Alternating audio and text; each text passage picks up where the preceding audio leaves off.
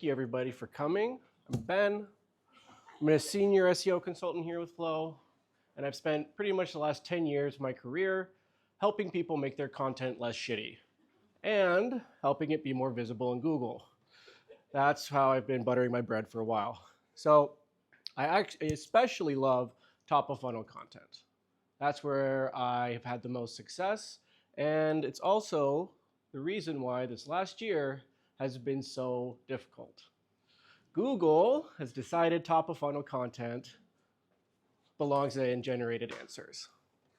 And so I've been answering this question myself on what are on-page best practices in the age of generated content. How do we write content when people can make it for themselves? So let's take a second to look at the context. Traffic is down for almost everybody.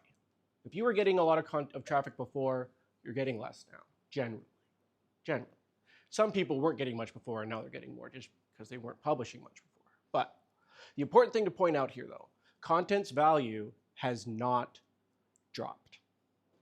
Most people, most organic conversions are about the same. So what is happening here? How could this possibly be the case? Well, I think it just goes to show that everything that happened prior to AI overviews going live in March of last year, we were dealing with pure vanity metrics. We were creating content that nobody was actually engaging with. It produced traffic because there was nothing else to read. And people were happy with that because numbers go up. So where does that leave us? Publishing content still has tons of value, and it still generates visibility. It's the value it was always producing, but you couldn't see because it was covered by vanity metrics. So there's a lot of opportunity now that wasn't there before, but there's a problem. There's nowhere for your bad content to hide anymore. Your main competitor is no longer your competitors.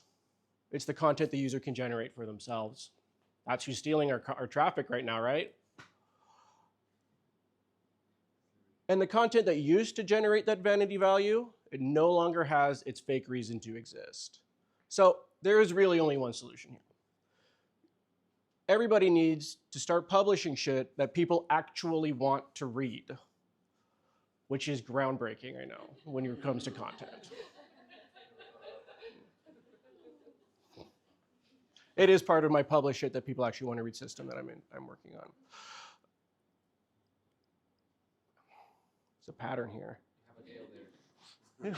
Thank you. But how? This is hard. It's always been hard. There's a reason that nobody's been doing it.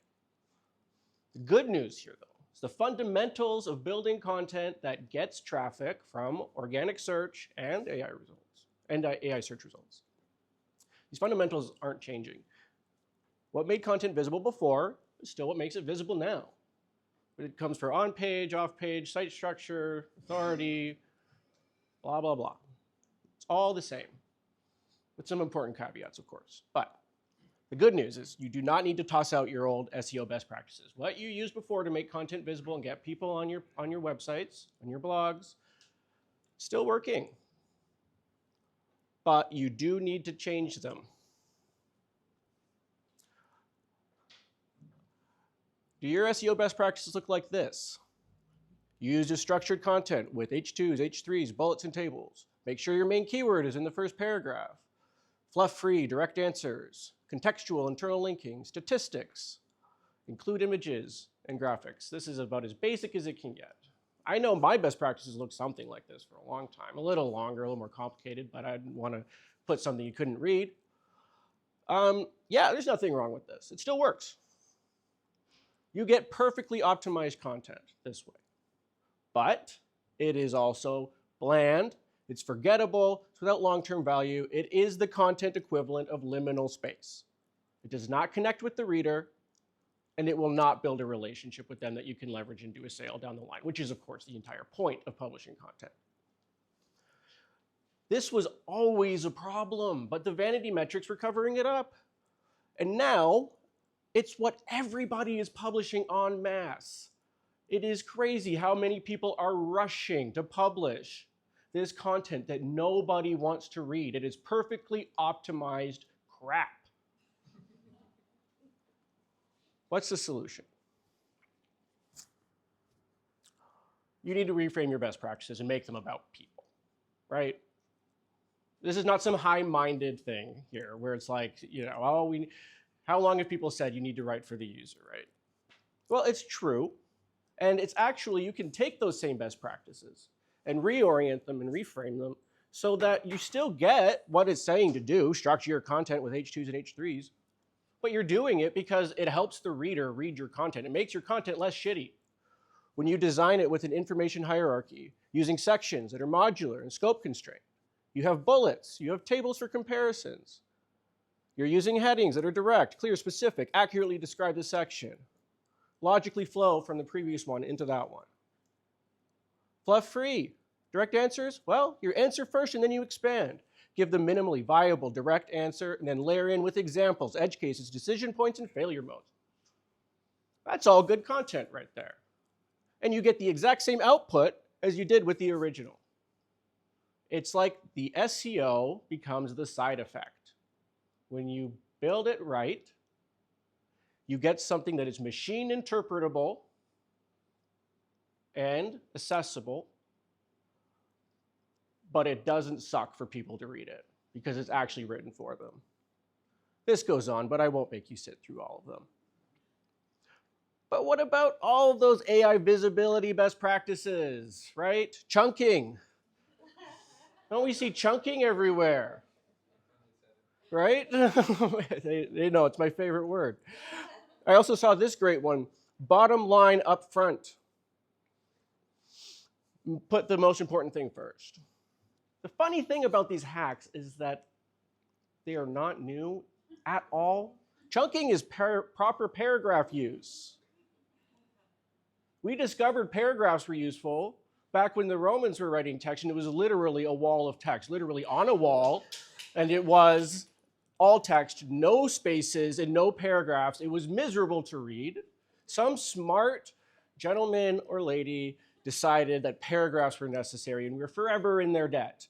Chunking is not new. Neither is bottom line up front, which is just a funny way of saying don't bury the lead, a journalism principle of put the most important thing first, the thing that people care about first. Might make your content less shitty too. These things make your content easy to read, it makes it have energy, keeps it structured. These are all solved problems. You don't need visibility hacks, you need a good style guide. That will take you much further. Goes beyond that. You need to make sure that your page is uniquely valuable, right? If we're talking about what can we produce that AI cannot, that's where expertise comes in. That's where your thought leadership comes in, your experience. The mythical EEAT, right? Which is not possible to optimize for because it's not. But it comes in the form of nuance, experience, perspective, guidance. The example I usually mention is when I was trying to learn how to ice skate. I'm Canadian. I learned how to ice skate as an adult, which is just sacrilege, but I had to do it. And there's a very difficult maneuver when you're learning to ice skate. You have to get on your outside edge, lean over this way. Scary, you fall. I must have watched 100 videos on YouTube explaining how to do this. They all said the same thing, every single one of them. Finally, I found one that said, if you're experiencing this, that's because this is happening. You need to change and make this adjustment. If the skate is wobbling, it's because you're too much on your heel. You need to lean forward. If you're finding it difficult to really lean on the edge, it's because you're standing up too straight. Get on your knee. Get into your knees more. That's guidance, it's perspective, it's experience. It goes beyond the information delivery, and it tells you what you actually need to know so you can get up from your computer and go do it. And I must have watched that video like 200 times because it actually helped me. That's information gain. That's what it is. That's what makes it uniquely valuable. And it's never been easier to put in your content. This AI makes it so easy to synthesize all of the original thought leadership and data sources that you have and insert it into your content with whatever tool you want to use. Gemini, ChatGPT, Claude, they all do this phenomenally. It's a big opportunity that you're missing if you're not doing it to make your content uniquely valuable. So, sum up, we want to write for the user and the machine follows. If we reframe our SEO tactics around the reader's experience, we get what we wanted originally, and we get something that's still visible and accessible in AI. And I'm at time, so I will not read through the rest. I will note quickly, this is how you build long-term value. It won't build traffic overnight. Yeah. Thank you very much. I'm Ben. You can add me on LinkedIn.